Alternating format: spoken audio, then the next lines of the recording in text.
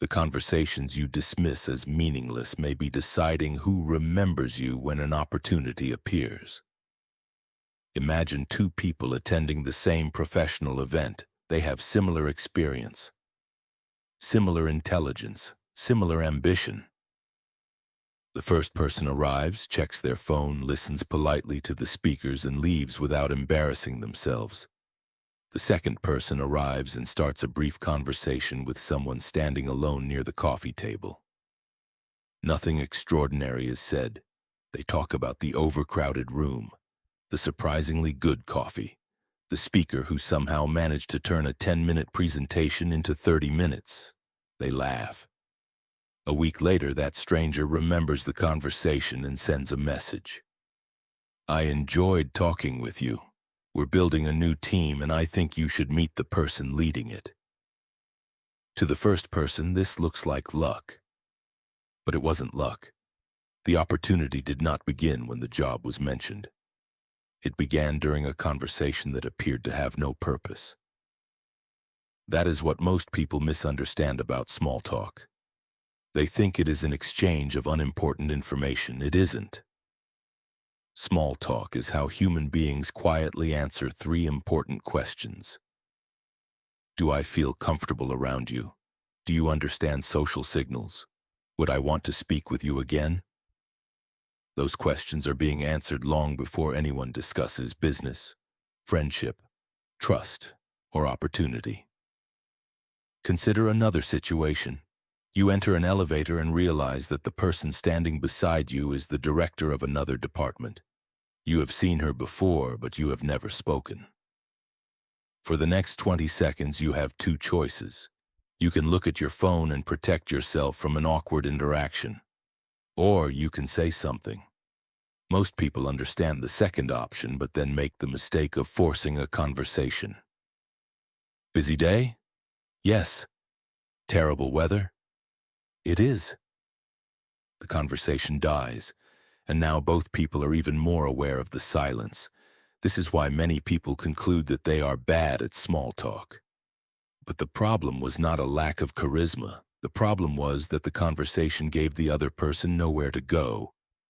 Now imagine saying this instead. "I think everyone had the same idea about leaving early. This is the first quiet elevator I've seen all afternoon." She smiles and says, "You should have seen it 10 minutes ago." Now the conversation has movement. You are not asking her to perform for you. You are simply noticing something that both of you are experiencing. Before the doors open, you add, "You're leading the new customer project, aren't you? I heard the first presentation went well." She tells you one detail about the project. You respond briefly, wish her luck, and leave.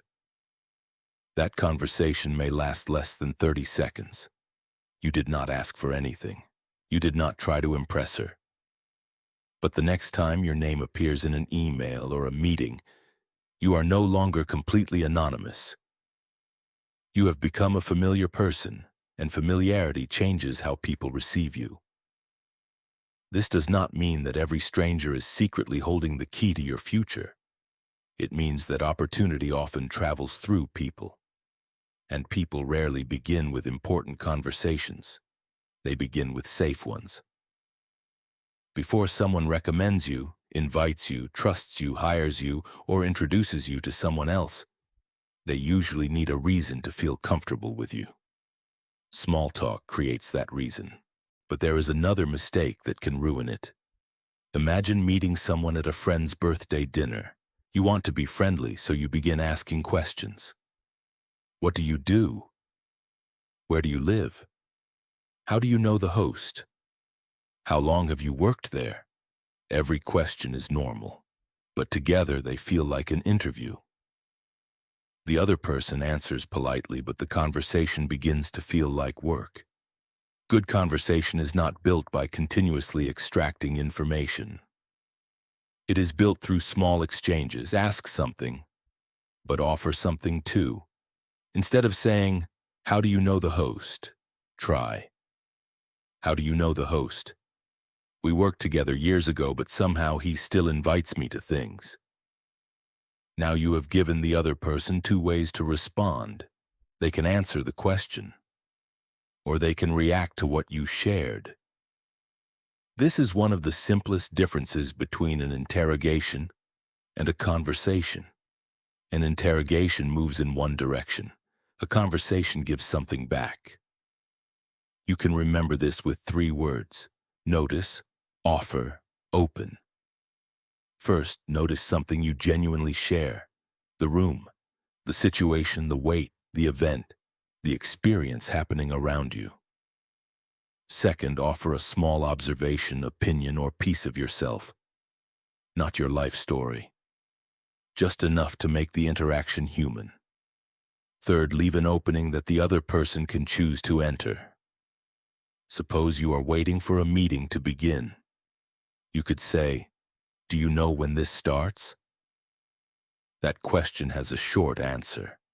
Or you could say, "I think this meeting has been about to start for 15 minutes. Is this your first time working with this team?" Notice, the meeting is late. Offer, a light observation. Open, a question with several possible answers. Now suppose you are at a coffee shop and the person beside you orders something unusual. You do not need a brilliant opening line. You might simply say, "I've looked at that drink 3 times and never been brave enough to order it. Is it actually good?" Again, notice, offer, open. The goal is not to sound impressive. The goal is to make responding easy. That is what socially skilled people understand. They do not always say more interesting things. They reduce the amount of effort required for the other person to participate. But they also pay attention to what happens next. Because not every opening should become a conversation. If the person gives a short answer, turns away, puts their headphones back on, or returns their attention to something else, the socially intelligent response is not to try harder. It is to let the interaction end. Real confidence is not the ability to keep everyone talking. It is the ability to notice whether they want to. This is especially important because many people become so focused on starting conversations that they forget how to leave them. Imagine you have been speaking to someone at an event for several minutes. The conversation is pleasant, but it is beginning to slow down. An insecure person may continue asking random questions because ending the conversation feels like rejection.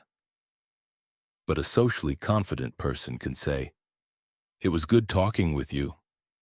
I'm going to get another drink, but I hope we run into each other again." That ending does 3 things. It protects the positive feeling of the conversation. It prevents the interaction from becoming exhausting. And it makes a future conversation more likely. People rarely remember every word you said. They remember the emotional aftertaste. Did the conversation feel easy? Did they feel listened to?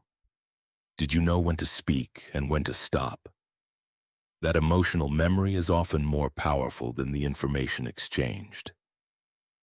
Now imagine the elevator again, the coffee table, the birthday dinner. None of these moments announces itself as important. There is no sign saying, "This person will introduce you to your future business partner. This stranger will become one of your closest friends. This 30-second interaction will change how someone sees you at work." That is why these moments are so easy to ignore. Their value is invisible when they happen. You only recognize it later. So for the next 7 days, try one small experiment. Once a day, begin one low-stakes conversation that you would normally avoid. Not with someone you need something from. Not to collect contacts. Not to prove that you are confident. Simply practice making one human interaction easier. Notice something you share. Offer a small piece of yourself. Leave an opening. Then pay attention. Not only to what the other person says, but to whether they lean in, expand their answer, ask something back, or quietly close the door.